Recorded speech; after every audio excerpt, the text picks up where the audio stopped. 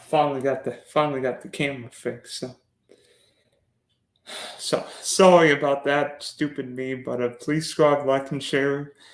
Also, the Spunky Spectrum Sports YouTube page. Also, check out the BD podcast for the audio listeners on Spotify and Apple. Forgot to put the stupid video on my stream.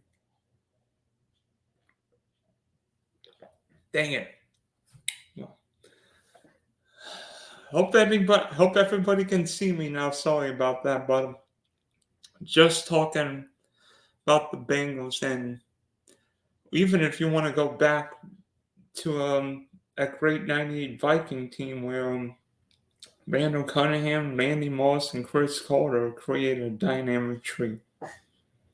Now, obviously, with the Bengals last year, the question was, could the Bengals get over the Super Bowl jinx? Because it seems like everybody who loses the Super Bowl suffers through a disappointing year the next year. That didn't happen. But I think the question is, can Cincinnati finally get over the hump and maybe even win the Super Bowl? Because this feels like Cincinnati's best opportunity, especially because Joe Burrow's still on his rookie contract. Because when, not if, but when Joe Burrow signs that contract, it is going to be a massive amount of money. And we're going to talk about with the Ravens, Lamar getting a big stack of money, and then of course Jalen Hurts getting a huge gob of money from the Eagles. But with Burrow, Chase, and Higgins there, how are the Bengals going to keep all three of them? Because I think Cincinnati can keep Burrow and Chase, but how are they going to keep Burrow, Chase, and Higgins? Because T. Higgins is going to want his money too. But for this year, the Cincinnati Bengals look like a definite Super Bowl threat. A top 2 or 3 quarterback, a top 2 or 3 wide receiver, probably the best number 2 in football. Joe Mixon's still running back. Don't forget about Tyler Boyd. Now, the offensive line will be the question mark because it seems like every time I'm watching Cincinnati Bengal game, Joe Burrow is the defense is either sacking Joe Burrow or he's running for his life. But Buffalo, the Bengals, despite missing 3 starting linemen, did a great job protecting Burrow. So Cincinnati did make one big addition. I mean big, getting Orlando Brown from the Chiefs. Now, is Orlando Brown the most athletic left tackle? No. But we saw in the Super Bowl what the Chiefs did against Philly's corner pass rush. Did not allow a single sack. So obviously, Jonah Williams, the former left tackle, Cincinnati, not happy about losing his spot. So Lionel Collins come back from major knee injury last year. So I think Cincinnati's offensive line's okay. I don't know if it's great, but if the Bengals' offensive line is top 10 in the league, I think Cincinnati's offense could be one of not the best in the league. If you're drafted in best ball, redraft, dynasty, you're going to try and get Joe Burrow, all the Bengals you can. Trust me. If you get the number 1 or 2 pick and end up with Chase, Higgins, and Burrow, you've got a chance to win all the money. All the money. Because that'd be a stack I want. Just bring it back with McKinnon or one of the chief wide receivers, all for the. And then defensively, I feel like with Cincinnati, the defense doesn't get the credit it deserves. Yeah, there might not be a lot of Pro Bowls. There might not be a lot of stalls in that defense, but Lou Lamoriello does as good of a job as any defense coordinator in football. How he hasn't gotten a head coaching job, and true, teams look for more offensive-minded coaches than defensive-minded coaches. But I think Lou Lamoriello, with what he's done in Cincinnati, is really impressed. I mean, they really stymied Josh Allen in that playoff game last year. Basically eliminating Stephon Diggs. Now, of course, they couldn't stop Travis Kelce in the championship game. Who could? But Cincinnati's defense, it's really underrated. Maybe not the star power. There might not be, an Aaron Donald. There might not be a Jalen Ramsey. There might not be a star in that defense, but a defense that plays well in big games and can make adjustments like few others. Now, if you look at Cincinnati's schedule this year,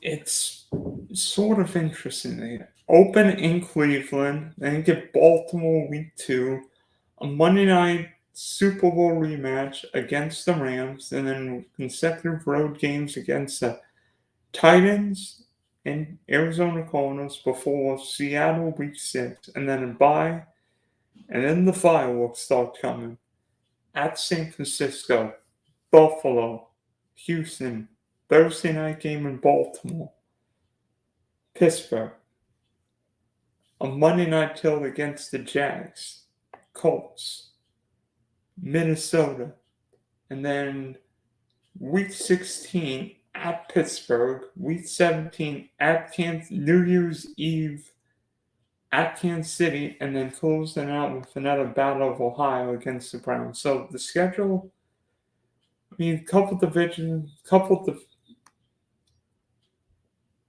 divisional games early, then the schedule really gets juicy week 8 until the rest of the year. So, I mean, for the Bengals, I don't think it matters who they play. Yeah, they play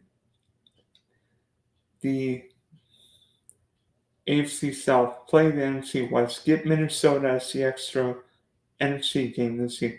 This is a team that could end up in Las Vegas. Quarterback, Zach Taylor has proven himself to be a really good young coach and one capable of winning big games. And would it surprise anybody if Houday Nation ended up in Las Vegas? No.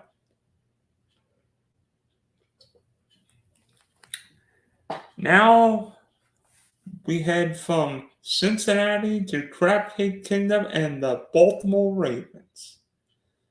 Boy, usually when I think of the Baltimore Ravens, I usually think of consistency, professionalism, and a very quiet, steady ship.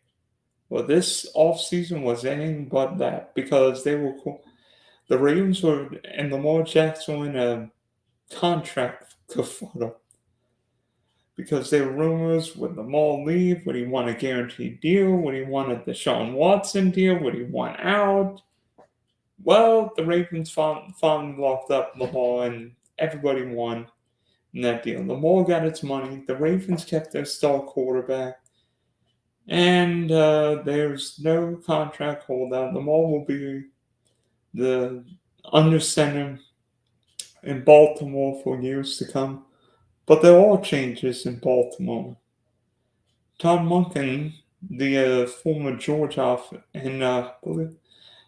offensive coordinator, back in the NFL as the new Ravens OC. So while people who watch SEC football may think, well, the Ravens are just going to run the ball. No, I think the Ravens are going to throw the ball. Partly not just because of Lamar, but Baltimore added a couple interesting wide receivers. Obviously, the biggest name is Odell Beckham because, I think everybody's heard of one-handed Odell catches, but Odell's coming off 2 ACLs, didn't play at all last year, so we'll see what he is. I mean, he's getting up there in age. We'll see. And unlike Calvin Ridley, who didn't play at all last year because of betting issues, Lamar is coming off his second ACL, so will he have the same getting, the same explosiveness, or maybe the same trust or cutting ability with that knee? And then in the first round, the Ravens drafted Boston College receiver Zay Flowers. Again, brings a lot of explosiveness, a lot of big time yards after catch ability. So I think he's going to be fun to watch together with Rashad Bateman. I think the Ravens have got a really interesting trio. It's not Cincinnati's wide receiving core. It's not what the Dolphins possess, but I think the Ravens wide receiving core could be the best of Lamar's career, throwing Mark Andrews, and I think Baltimore's offense is going to be pretty special this year. Defensively, I think that for once, because every time I watch a Raven game, they always play great defense. I think the Ravens are going to have issues this year. There's not really a known pass rusher or cornerback outside Marlon Humphrey, so I think the Ravens could have to win some shootouts, which feels a little weird because the AFC North is always about line of defense, running the ball, control the line of scrimmage. I think with Cincinnati, Baltimore, perhaps, it could be one or two shootouts.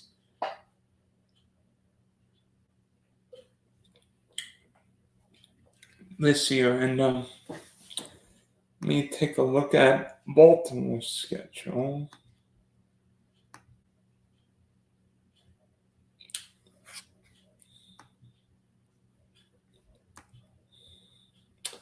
The Ravens open with the Houston Texans, then a road game in Cincinnati, home game against the Colts, road chill against the Browns, road chill against the Steelers. So the Ravens get all the road divisional games out of the way by week 5.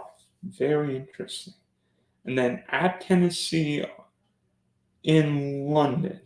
And then the Ravens have the Lions at home.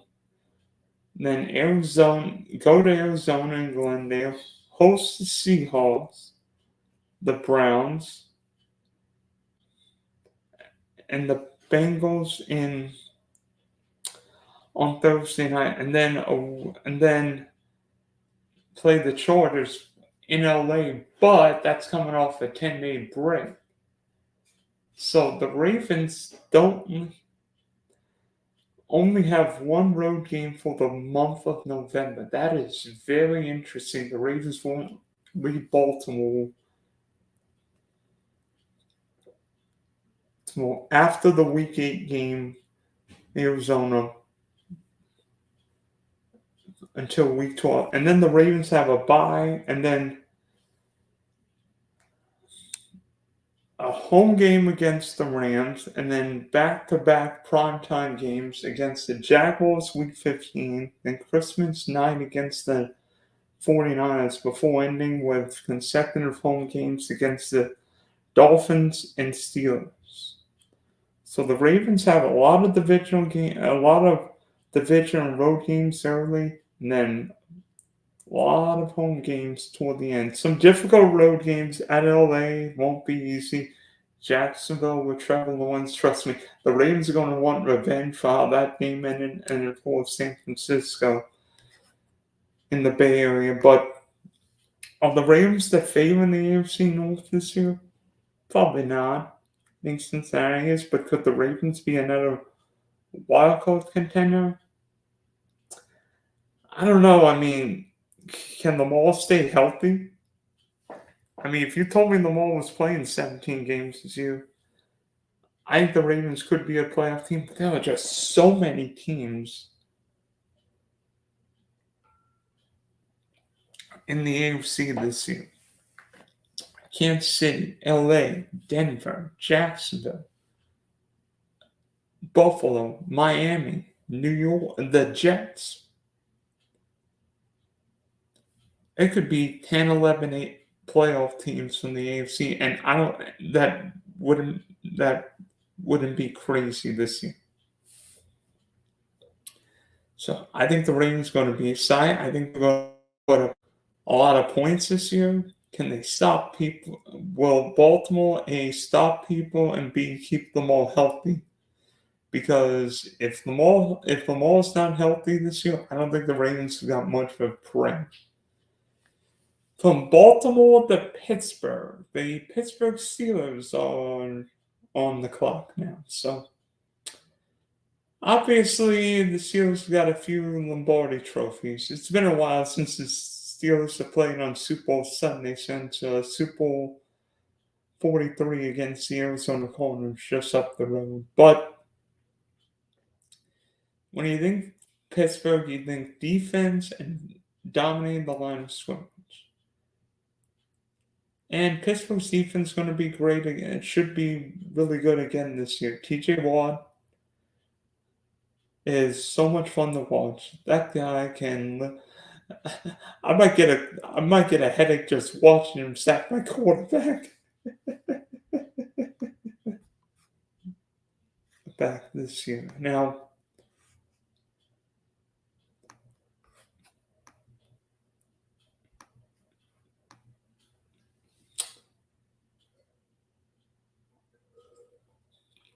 while Cincinnati may be judged on his offense, we know the Steelers. They will try and play low scoring defense, run the ball, control the line of scrimmage.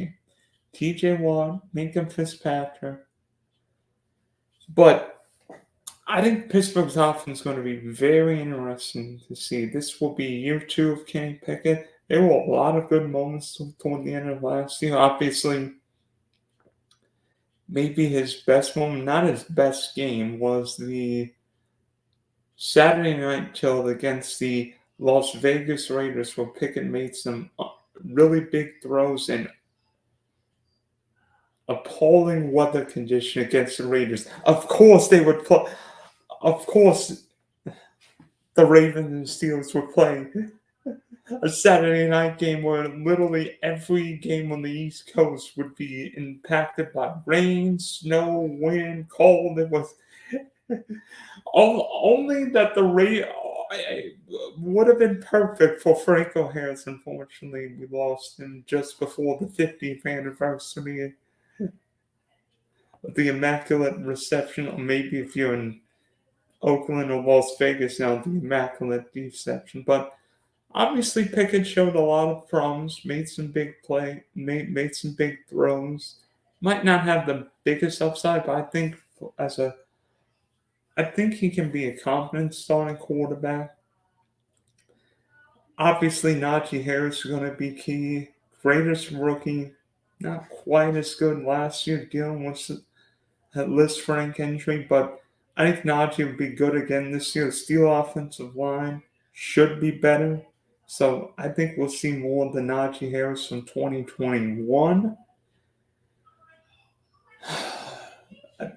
Steeler wide receiving calls got me excited because Deontay Johnson's going to score a touchdown this year. How can he have that target share and not score a touchdown? Deontay Johnson is going to score a touchdown.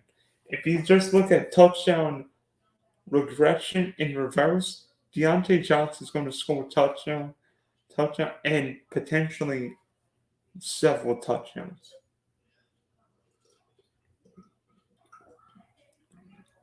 This year, while the Steelers may not have a true number one, I think Pittsburgh's got a couple of really interesting wide receivers.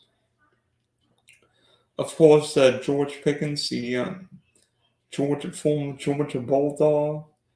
I think he's got a lot of potential. So there, of course, Pat Frymouth, young tight end. I think Steelers have got a very interesting offense. They're really young, young cat drafted Broderick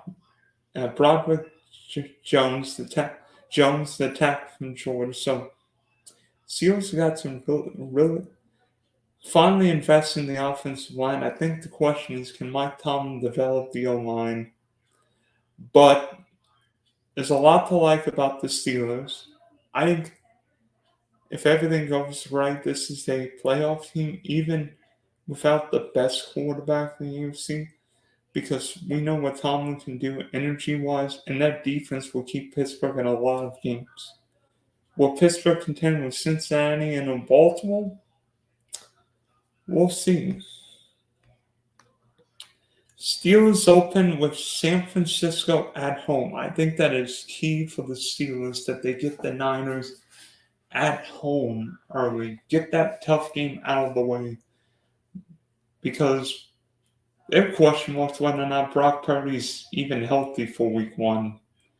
And then Cleveland on a Monday night, at Las Vegas, at Houston, Baltimore week 5, then a bye before the Steelers head across the country to face the Rams, host the Jags week 7, and then Tennessee on Thursday night, Green Bay week 10, and then a brutal stretch at Cleveland, at Cincinnati before facing the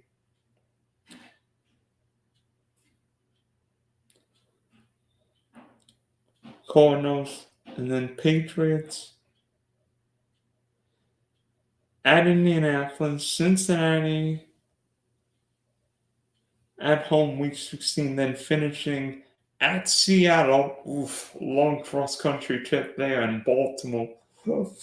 It might be feeling crappy then the new year. So, end the new year and start 2024. But can the Steelers make a trip to the playoffs? I mean, Mike Tomlin has never got his 16-0 in avoiding losing seasons. Pittsburgh, I believe, finished 9-8 last year. So even though the Steelers didn't make the playoffs, Mike Tomlin didn't have a losing season. So, and I think the Steelers have got a really good opportunity this year. I actually like Pittsburgh better than Baltimore. Well, Kenny Pickett is not the ball. I think the Steelers have got a better defense and an underrated wide receiver core. And then Cleveland. Boy, times have changed in Cleveland. I mean, Baker Mayfield gone. All these changes. Deshaun Watson in there after signing that guaranteed $230 million guaranteed contract after a blockbuster trade from Houston, and then missed 2/3 of the year, came back and didn't look like the Deshaun Watson I remember. But this year, the Cincinnati Bengals, Cleveland Browns got a lot of pressure on them.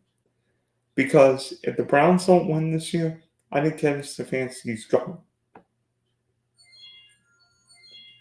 I don't believe Jimmy Haslam will put up with another losing season. You know, Deshaun's in year 2 with the Browns. So there's no excuse now. The Browns have got a lot of talent on the scene. Nick Chubb's the top 4 or 5 running back in football. We saw Amari Cooper make big plays no matter who Cleveland's quarterback was last year. He proved, he could play outside because, in Dallas, Amari Cooper seemingly could only play indoors on turf. He could play outside on grass. And secondly, the Cleveland Browns,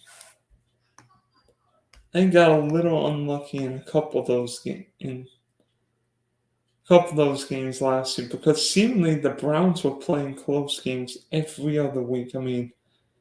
Week 1 won by 2 points. Week 2 lost that crazy game when the Jets came back from down 13 lead. And then week 4 lost by 3. Week 5 lost by 2. Week 7 lost by 3.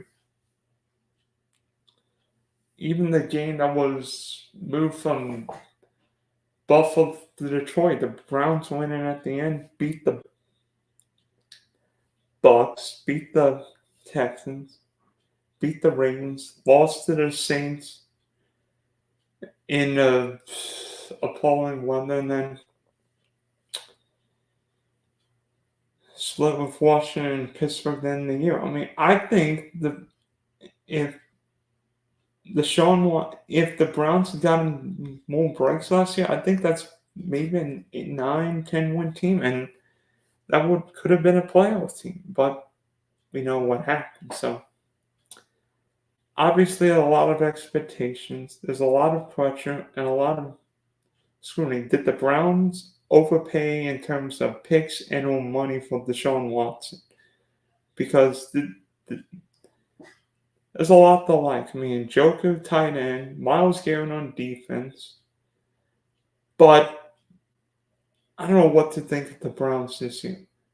I think this is an NFC team. If the Browns win the NFC South, I think they can win the division. But in the AFC North, I don't see it.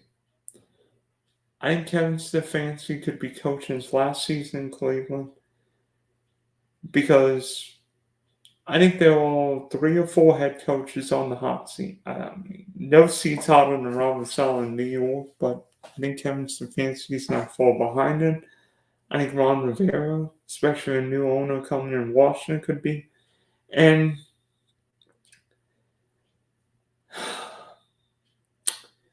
it's I don't know.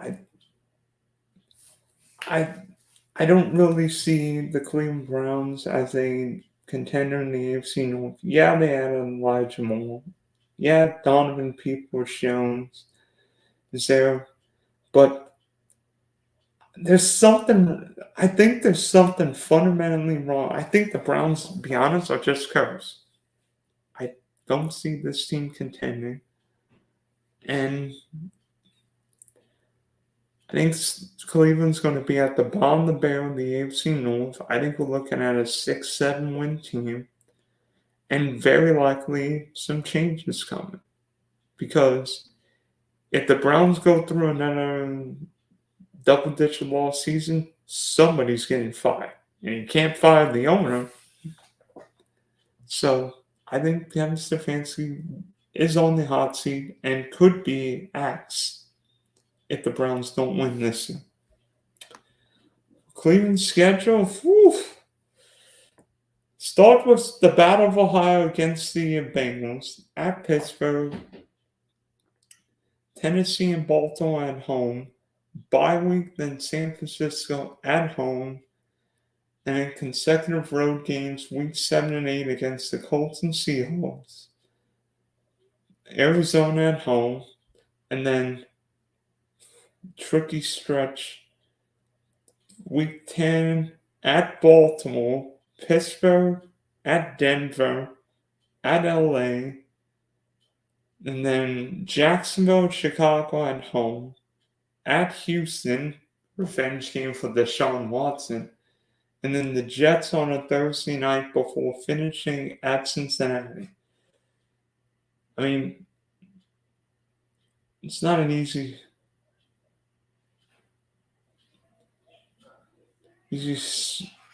stretch this year. I mean, in previewing this division, I think the Bengals finish first, Pittsburgh second, Baltimore third, and Cleveland fourth. Yes, I like the Steelers more than the Ravens this year. But I think the Bengals are the clear pick to win the AFC North this year. Give me the best quarterback, the best coach, and the best wide receiver duo in the league.